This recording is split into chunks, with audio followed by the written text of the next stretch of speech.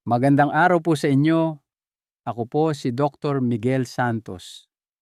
Isang karangalan po para sa akin na maglingkod sa ating mga nakatatanda at ikinagagalak ko pong makasama kayo rito. Sa huling video natin, pinag-usapan natin ang mga mahahalagang bitamina na kailangan ng inyong mga mata para manatiling malakas at ang mga pinakamahusay na likas na pagkain kung saan ito makukuha.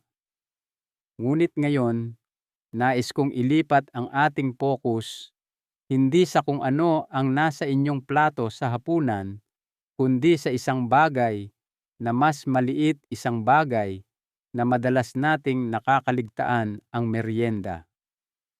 Dahil maniwala po kayo o hindi, ang mga maliliit na bagay na kinukutkot ninyo sa maghapon, ang mga mabilisang kain sa pagitan ng mga pagkain, ay maaaring makatulong sa inyong mga mata na manatiling malinaw at malusog o tahimik na magpapabilis sa pinsalang nangyayari na. Aminin po natin, pagdating natin sa edad na 60, 70 o higit pa, karamihan sa atin ay napapansin na ito. Ang bahagyang paglabo ng paningin sa umaga, ang panunuyo ng mata sa hapon, ang hindi komportableng silaw mula sa mga ilaw ng sasakyan o mga screen ng telepono.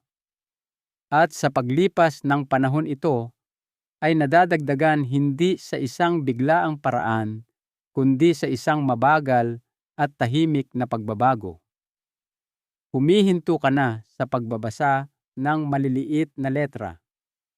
Nahihirapan kang makita ang mga karatula sa daan tuwing dapit hapon. Nagsisimula kang makaramdam ng mas kaunting katiyakan, mas kaunting kumpiyansa. Iyan ang tunay na halaga ng pagkawala ng paningin. Hindi lamang ang hindi mo makita, kundi kung ano ang ipinaparamdam nito sa iyo. Mas umaasa, mas nag-aalangan, mas napapalayo sa mundong minamahal mo. Ngunit heto po ang isang bagay na lagi kong sinasabi sa aking mga pasyente. Hindi po kayo walang kapangyarihan dahil ang kalikasan ay nagbigay na sa atin ng mga kasangkapan na nasa ating mga kusina mismo. Mga pagkaing mayaman sa mga antioxidant, carotenoid at mga compound na laban sa pamamaga na makakatulong na protektahan ang iyong mga mata mula sa pinsala, palakasin ang sirkulasyon at kahit napabagalin ang paghina na may kaugnayan sa edad. At marami sa kanila masasarap, madaling ihanda at perpektong gawing merienda, lalo na kung alam mo kung alin ang pipiliin. Kaya sa video natin ngayon, gagabayan ko kayo sa 5 merienda na malusog sa mata na personal kong inirerekomenda, mga merienda na suportado ng matibay na agham at sapat na simple upang maging bahagi ng iyong pang-araw-araw na gawain. Kung ito po ang inyong unang pagbisita rito, maligayang pagdating. Isa po tayong komunidad na naniniwala na ang pagtanda ay hindi nangangahulugang pagsuko sa pakiramdam na malakas, malinaw, at may kontrol. Kaya kung kayo po ay sang-ayon dito, huwag mag-atubiling pindutin ang subscribe button. Nakakatulong ito sa amin na patuloy na magbahagi ng mga tip na tunay na gumagawa ng pagkakaiba. At nakakatulong ito sa iyo na manatiling isang hakbang sa unahan. Ngayon, ating suriin ng mas malapitan ang unang merienda. Isa na maaaring nasa inyong frigider ngayon at ito ay higit na mas makapangyarihan kaysa sa itsura nito. Pulang bell peppers at sal. Pagdating sa pagprotekta ng iyong paningin, iilan lang ang nakakaisip sa pulang bell peppers. Makulay sila, malutong, at oo, magaling silang magdagdag ng kulay sa isang ensalada o ginisa. Ngunit ang hindi alam ng karamihan ay ang simpleng gulay na ito ay maaaring isa sa pinakamakapangyarihang likas na panlaban ng iyong mga mata. Heto kung bakit. Ang pulang bell peppers ay mayaman sa bitamina C at hindi lang kaunti. Sa katunayan, kalahating tasa lamang ng tinadtad na pulang bell pepper ay nagbibigay sa iyo ng higit sa 100% ng iyong pang-araw-araw na pangangailangan. At mahalaga iyon dahil ang bitamina C ay may mahalagang papel sa pagpapanatili ng kalusugan ng mga daluyan ng dugo sa iyong mga mata, lalo na ang mga maliliit na ugat na nagpapakain sa iyong retina. Nakakatulong din itong protektahan ang lente ng iyong mata mula sa pinsalang dulot ng oxidative, ang uri na humahantong sa katarata sa paglipas ng panahon. Pero hindi lang iyon. Ang pulang bell peppers ay puno rin ng beta-carotene na ginagawang bitamina A ng iyong katawan, isang bitaminang mahalaga para sa paningin, sa madilim na ilaw, pagmamaneho sa gabi at pag-iwas sa tuyo at iritadong mga mata.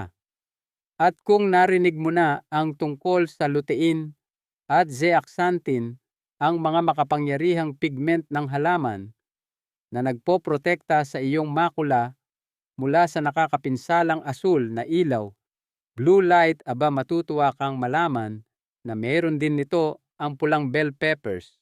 Lahat ng ito ay gumagawa sa kanila na parang isang natural na sunblock para sa iyong mga mata na tumutulong na salain ang nakapipinsalang ilaw, bawasan ang pamamaga at suportahan ang pangmatagalang kalinawan ng paningin. Pero heto ang paborito kong bahagi. Madali lang sila. Hindi mo kailangang lutuin sila. Hindi mo kailangan ng mga magagarang recipe. At hindi mo kailangang pilitin ang iyong sarili na kumain ng isang bagay na matabang. Narito ang ilang ideya ng merienda na inire-rekomenda ko sa aking mga pasyente.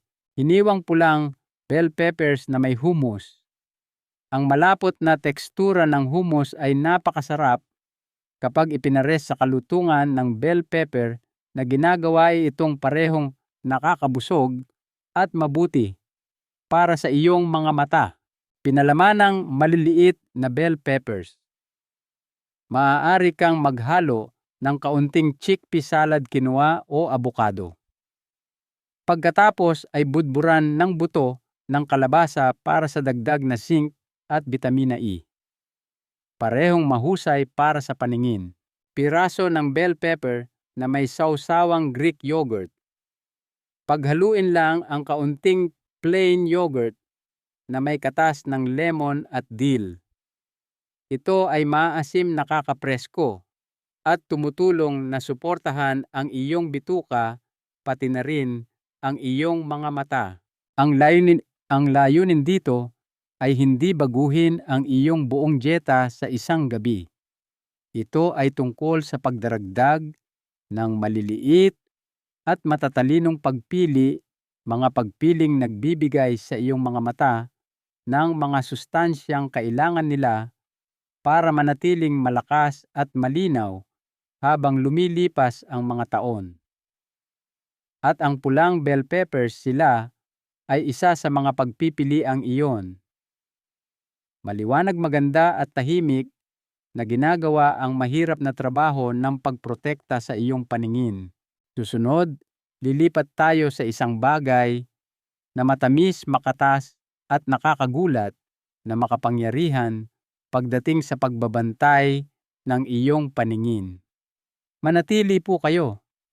Magugustuhan ninyo ang susunod na ito. Strawberries. Pag-usapan natin ang isang merienda na parang isang treat. Mga strawberry. Matamis, makatas at puno ng kulay. Sila ang uri ng pagkain na nagpapasaya sa iyo sa pagtingin pa lang. Ngunit ang hindi alam ng maraming tao ay ang mga strawberry ay isa sa pinakamakapangyarihang kakampi para sa mga tumatandang mata. Heto kung bakit. Ang mga strawberry ay siksik sa bitamina C, isang kritikal na antioxidant na tumutulong protektahan ang mga mata mula sa oxidative stress, isa sa mga pangunahing sanhi ng mga kondisyon na may kaugnayan sa edad tulad ng macular degeneration catarata at maging ang glaucoma. Kita ninyo, habang tayo ay tumatanda, ang mga free radical, mga hindi matatag na molekula na dulot ng sikat ng araw, polusyon at kahit na stress ay nagsisimulang sirain ang mga maselang istruktura sa loob ng ating mga mata. Ang bitamina C ay gumaganap na parang isang tanod na nine-neutralize ang mga radikal na iyon bago sila makagawa ng tunay na pinsala. Ngunit iyon ay simula pa lamang. Ang mga strawberry ay naglalaman din ng mga flavonoid at anthocyanin, mga likas na compound na nagbibigay sa kanila ng kanilang matingkad na pulang kulay. Ang mga parehong compound na ito ay ipinakita na sumusuporta sa daloy ng dugo patungo sa retina, binabawasan ang pamamaga at pinapahusay pa ang pagganap ng pag-iisip sa mga nakatatanda. At kung naghahanap ka ng lutein at zeaxanthin, ang mga pigment na nagpoprotekta sa makula na nabanggit ko kanina, oo, meron din nito ang mga strawberry. Naglalaman pa sila ng folate, vitamina E at potassium, lahat ng sustansyang nauugnay sa mas mababang antas ng paghina ng paningin, pinabuting hydration sa mata at mas malusog na presyon sa loob ng silid ng mata. Nakakamangha talaga na ang isang bagay na napakasimple, napakasayang kainin, ay napakaraming magagawa para sa iyong paningin. Kaya paano mo gagawing merienda ang mga ito na gagana para sa iyo? Narito ang ilan sa aking mga paboritong ideya. Subukan ang strawberry almond bites. Tadtarin lang ang mga sariwang strawberry at ihalo sa hiniwang almonds, chia seeds at kaunting vanilla. Irolyo ang mga ito sa maliliit na bola at balutin sa kinayod na niyog. Ang mga ito ay nakakapresko, magaan at puno ng mga sustansyang nagmamahal sa mata. O gumawa ng strawberry spinach wrap.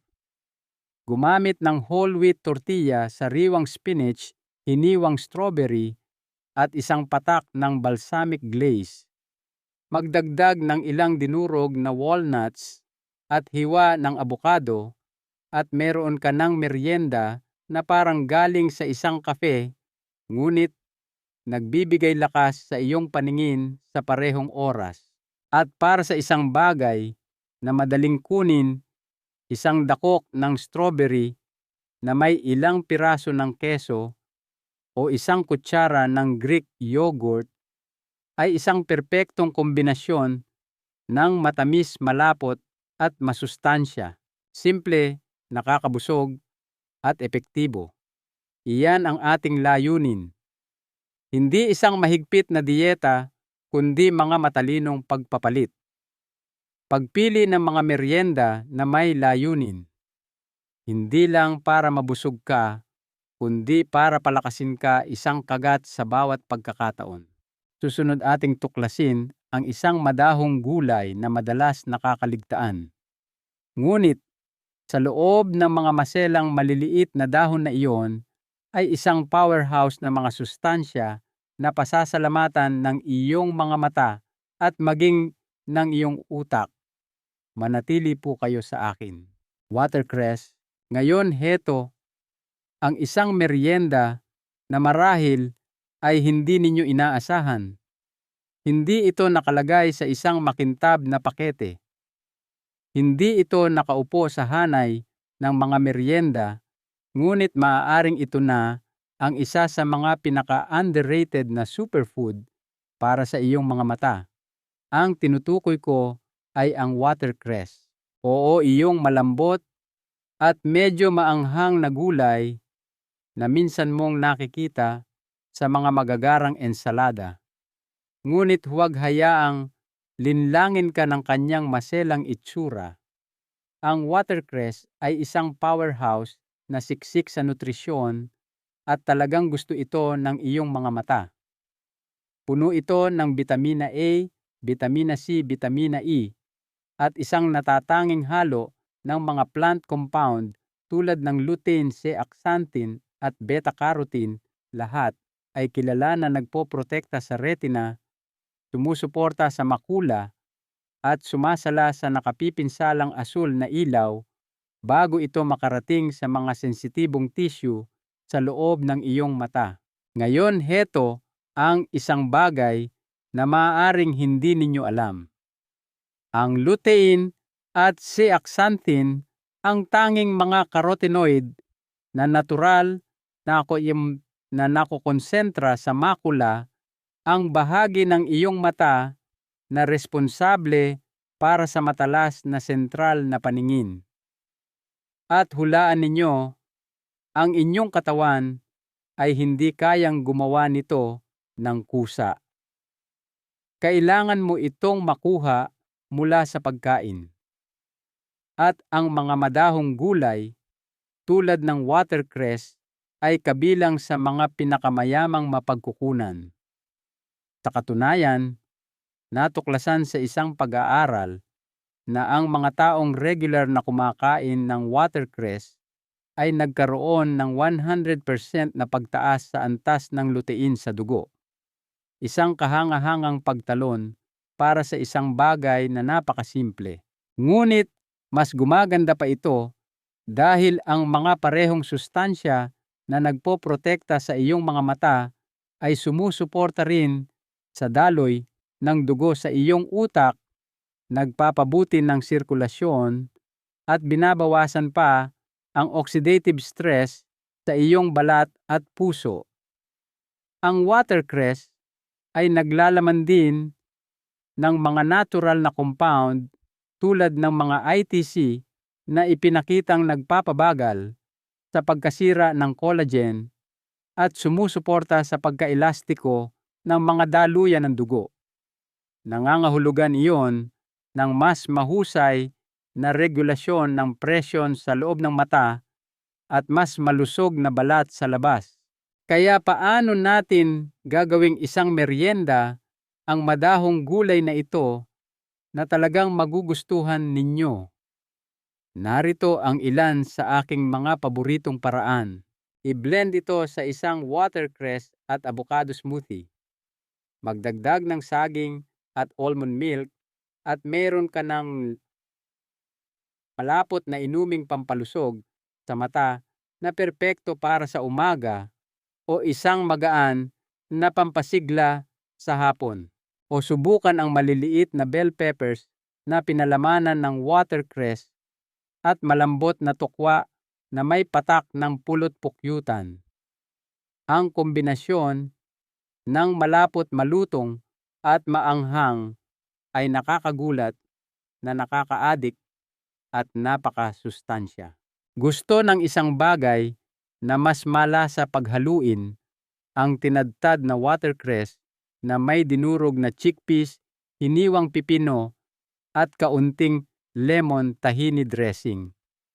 Ilagay ito sa isang whole grain wrap at meron ka ng isang portable na pananghalian na nagpapalakas ng paningin sa loob lamang ng ilang minuto. Ang kagandahan ng watercress ay gumagana ito ng hilaw o bahagyang luto at bumabagay sa lahat ng uri ng lasa. Ngunit ang tunay na halaga ito ay gumagana kung saan ito pinakamahalaga, sa kaibuturan ng iyong mga mata, kung saan madalas nagsisimula ang pagkasira bago pa natin mapansin. At ang bonus, tinutulungan din nitong manatiling matalas ang iyong utak. Kaya sa susunod na dumaan ka sa mga gulay sa palengke, bigyan ng pangalawang tingin ang maliit na bungkos ng watercress na iyon. Maaaring mukha itong simple, ngunit sa loob ng mga dahon na iyon ay mayroong isang bagay na pasasalamatan ng iyong sarili sa hinaharap. Susunod, babalikan natin ang isang dating paborito, ang malutong na kulay kahel na ugat na kinalakihan nating lahat. Ngunit ngayon aalamin natin kung ano talaga ang sinasabi ng agham at kung paano ito gagawing bahagi ng iyong pang-araw-araw na plano sa pagtatanggol. Carrots. Kumain ka ng carrots. Mabuti yan sa mata mo. Narinig na nating lahat yan noong bata pa tayo. Ngunit totoo ba ito o isang kasabihan lang ng matatanda? Bueno, lumalabas na ang payo na iyon ay may higit na karunungan sa likod nito kaysa sa inaakala ng karamihan. Ang carrots ay isa sa pinakamayamang likas na mapagkukunan ng beta-carotene, isang compound na ginagawang bitamina A ng iyong katawan, isang bitaminang talagang mahalaga para sa maayos na paggana ng iyong mga mata.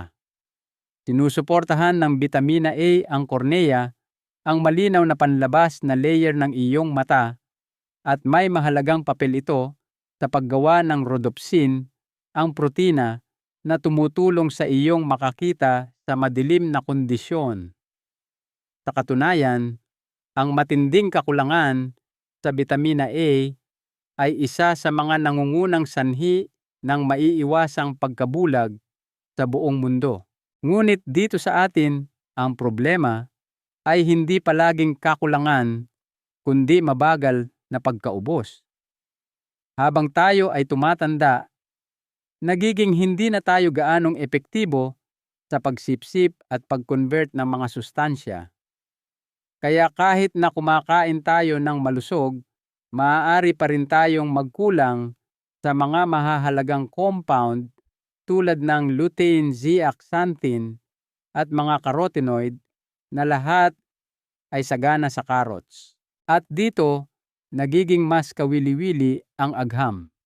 Ang mga carotenoid, ang mga pigment na nagbibigay sa carrots ng kanilang matingkad na kulay kahel, ay hindi lamang tumutulong sa paggana ng mata, pinoprotektahan din nila ito na nagsisilbing panloob na panangga laban sa pinsalang dulot ng oxidative pagkakalantad sa ilaw at cellular stress. Ipinakita ng mga pag-aaral na ang mas mataas na densidad ng macular pigment na binubuo ng lutein at zeaxanthin ay nauugnay sa mas mababang panganib ng macular degeneration. At ang mga pagkaing nagpapataas ng pigment na ito, mga karot, madahong gulay, at matingkad na kulay kahel at dilaw na gulay.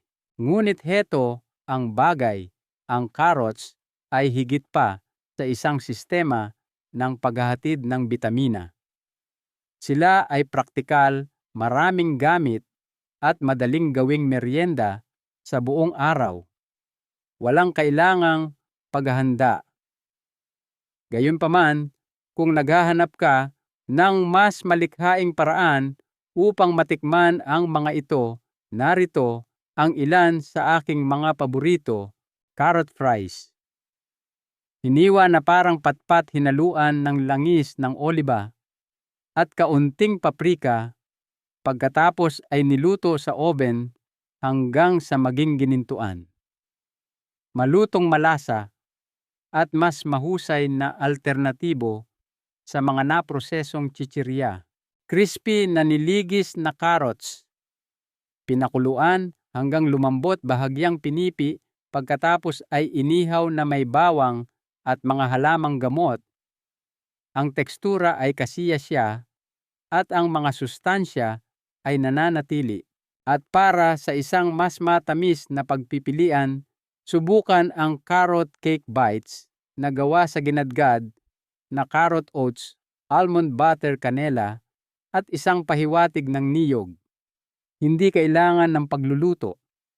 Paghaluin lang, irolyo, palamigin at kainin. Ang mga makomekowak, ang mga ito ay hindi lamang masasarap na merienda. Sila ay mga kasangkapan, simple at natural na paraan upang suportahan ang mismong mga istruktura sa iyong mga mata na nagpapanatili sa iyong mundo na nakapokus. At minsan, ang mga pinakamahusay na solusyon ay ang mga kasama na natin sa simula pa lang. Ngayon tingnan natin ang isang bagay na mas nakakagulat. Kamatis. Mayroong isang bagay na simple at pamilyar sa isang kamatis. Hinihiwa mo ito sa mga sandwich, inihahalo sa mga ensalada, marahil ay ginagawang sopas. Ngunit sa likod ng pang-araw-araw na pulang kislap na iyon ay isa sa mga pinakamakapangyarihang pakete ng kalikasan na nagpapagaling sa mata. Ang mga kamatis ay puno ng lycopene, isang matingkad na pulang antioxidant pigment na malawakang pinag-aralan para sa papel nito sa pagbabawas ng panganib ng macular degeneration at diabetic retinopathy. Heto ang dahilan kung bakit napaka-espesyal ng lycopene. Tumutulong itong labanan ang oxidative stress, ang mabagal na pinsalang dulot ng ilaw, polusyon, mahinang sirkulasyon at oras.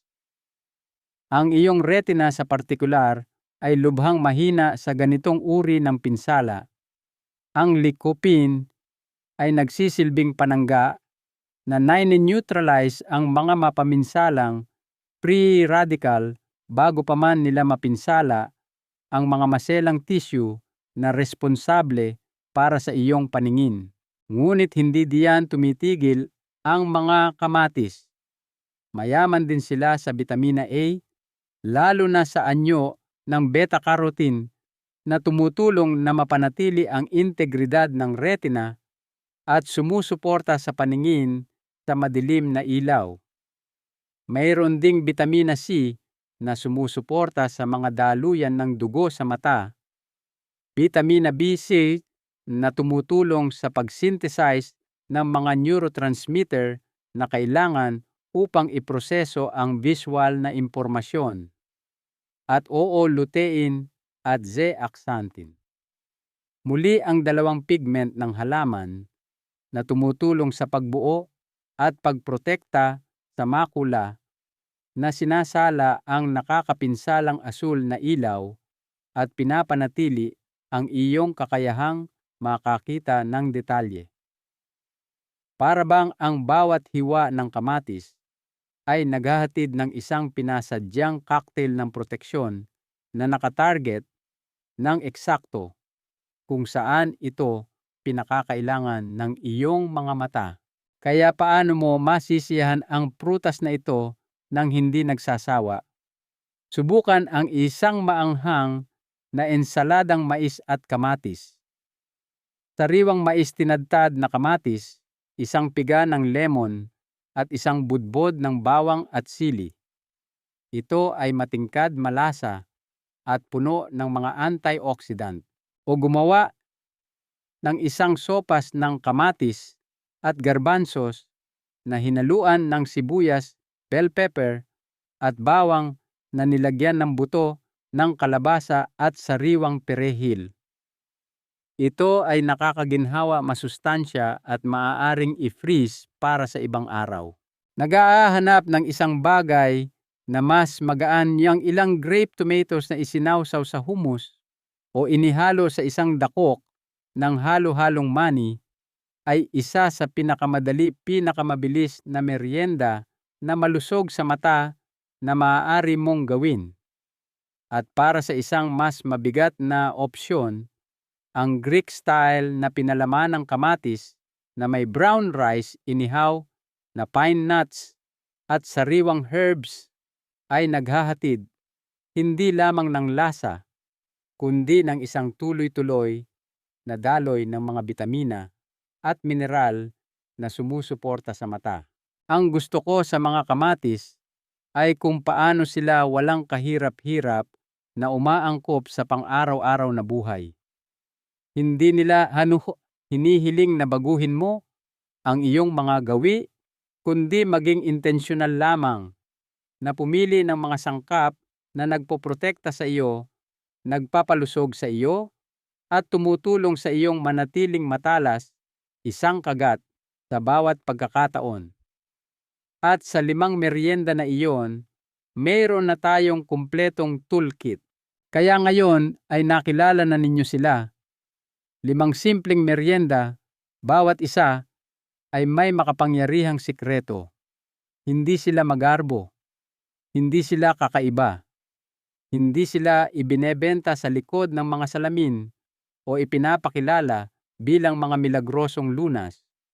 Ngunit sa loob ng kanilang mga kulay, kanilang kalutungan, kanilang tamis, ay ang mismong mga sustansya na tahimik na hinahanap-hanap ng iyong mga mata sa loob ng maraming taon.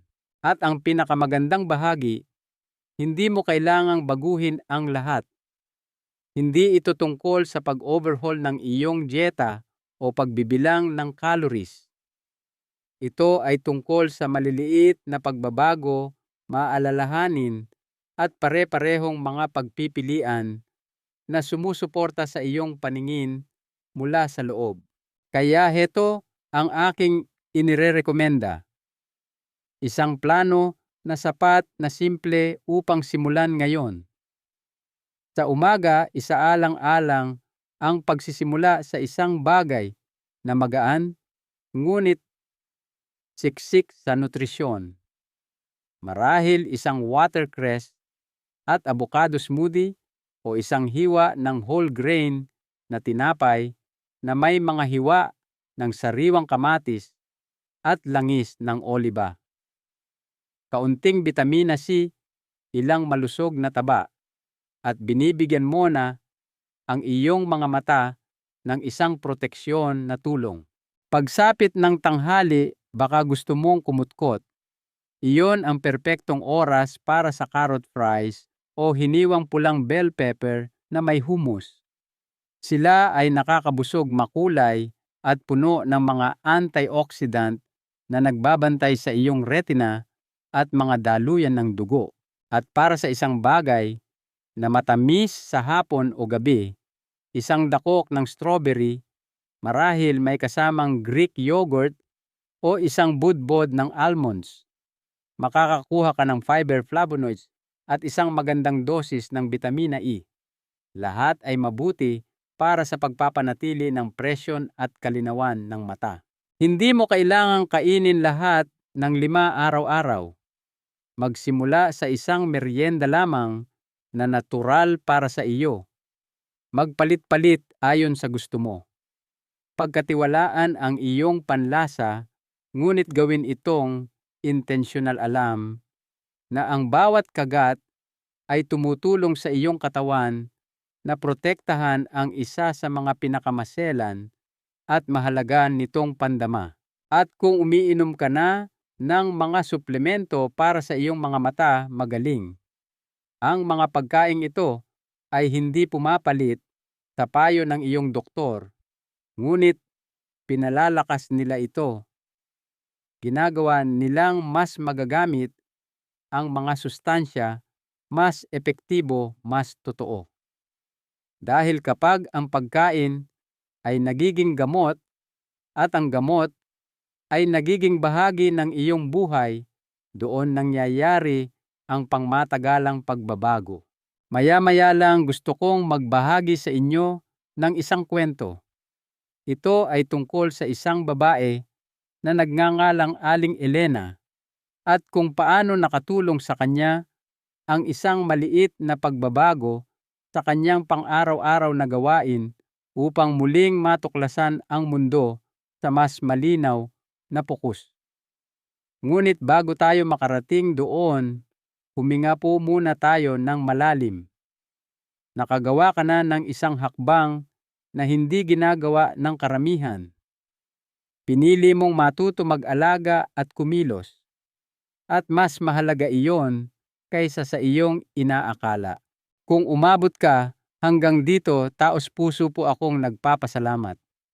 Nangangahulugan ito na hindi ka lang nanonood, nagbibigay pansin ka, handa ka. Iyan pa lang ay nagpapabukod tangi na sa iyo. Dahil ang totoo, karamihan sa mga tao ay hindi kumikilos hanggat hindi pa huli ang lahat. Ngunit hindi ikaw. Isa sa aking mga pasyente, si Aling Elena, 74 taong gulang, ay nagsimula sa pamamagitan lamang ng pagdaragdag ng pulang bell peppers sa kanyang tanghalian 2 beses sa isang linggo. Pagkalipas ng 3 buwan, ang presyon sa kanyang mata ay naging matatag. At higit sa lahat, sabi niya, sa wakas, pakiramdam ko ay may ginagawa na ulit ako para sa sarili ko. Ang aral, hindi kailangang maging komplikado. Ang pag-aalaga sa ating kalusugan, lalo na sa ating mga mata, ay hindi tungkol sa perpektong pagsunod sa isang plano. Ito ay tungkol sa maliliit at tuloy-tuloy na hakbang. Marahil para sa iyo, ito ay ilang piraso ng strawberry sa iyong yogurt o carrots sa halip na crackers. Maliliit na pagbabago, ngunit may tahimik na kapangyarihan. At kung mananatili kang pare-pareho, kung patuloy kang magpapakita para sa iyong kalusugan sa mga maliliit na paraan na ito, mararamdaman mo ang pagbabago hindi lamang sa iyong paningin, kundi sa iyong kumpiyansa, iyong kalinawan, iyong kapayapaan ng isip. Nagawa mo na ang unang hakbang, iyan ang pinakamahirap na bahagi. Kaya gusto ko lang sabihin na ipinagmamalaki ko po kayo. Kung nakatulong sa inyo ang video na ito, kahit kaunti lang narito, kung paano kayo makakatulong sa iba, i-click ang like. Sinasabi nito sa YouTube na sulit itong ibahagi. Mag-subscribe para hindi mo makaligtaan ang mga susunod na hakbang sa paglalakbay na ito. Ibahagi ito sa isang taong maaaring tahimik na nahihirapan. At kung gusto ninyo mag-iwan ng komento, ilang salita lang, maaaring ito ang magbigay sa iba ng lakas ng loob upang magsimula. Muli, ito po si Dr. Miguel Santos na nagpapaalala sa inyo na ang kalusugan ay hindi tungkol sa pagiging perpekto. Ito ay tungkol sa pagbibigay pansin at paggawa ng susunod na pagpili na mas mabuti. Alagaan po ninyo ang inyong mga mata. Alagaan po ninyo ang inyong sarili. At magkita-kita po tayo sa susunod.